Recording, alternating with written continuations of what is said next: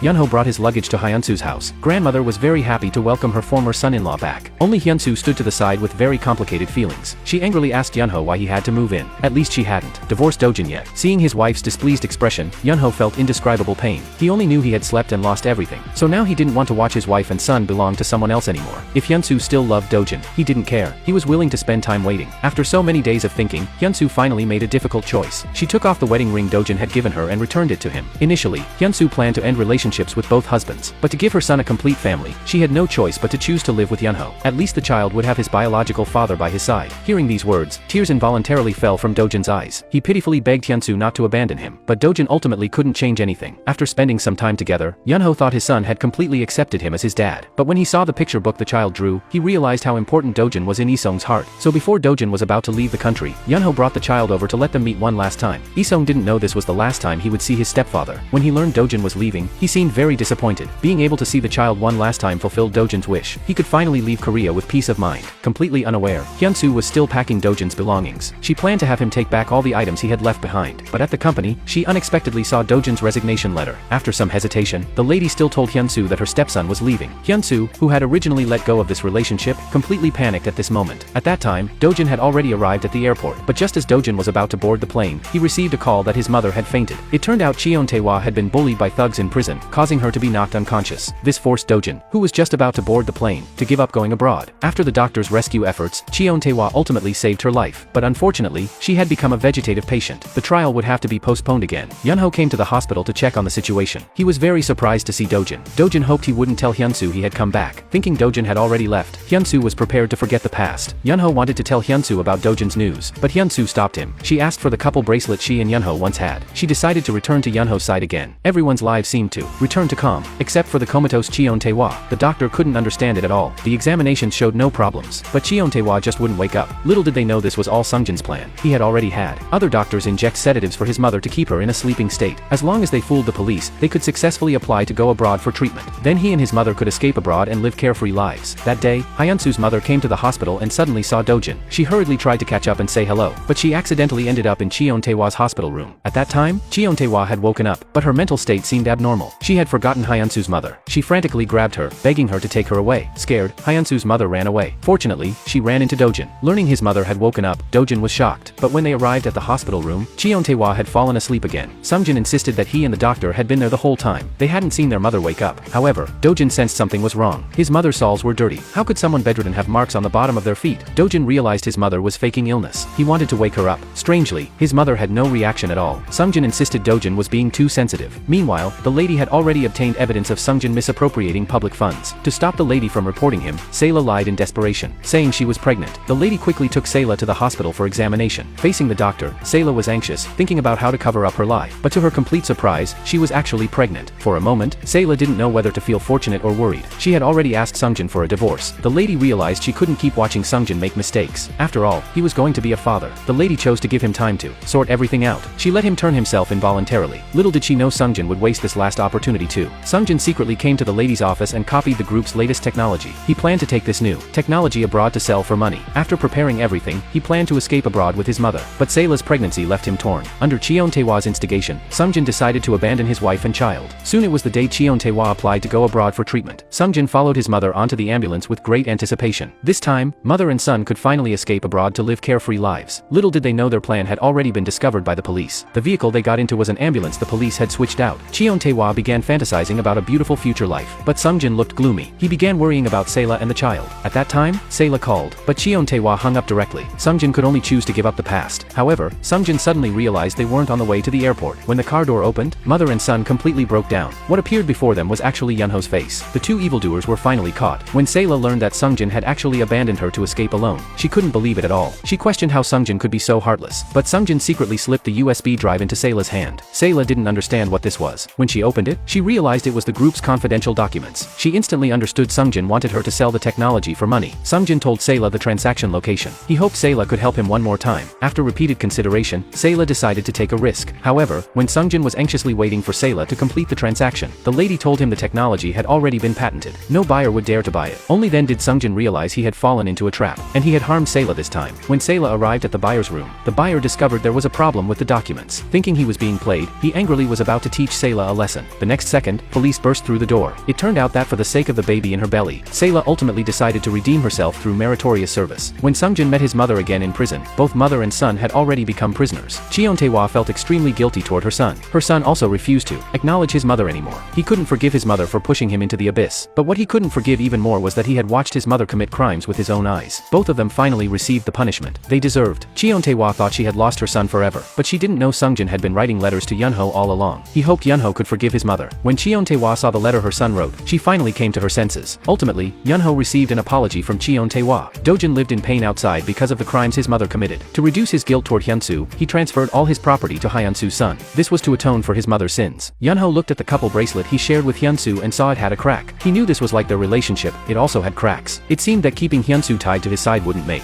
either of them happy. So he told Hyun-Soo about Dojin's upcoming departure abroad. He hoped Hyun-Soo could make her own choice. Hyun-Soo's mind suddenly went blank. Ultimately, she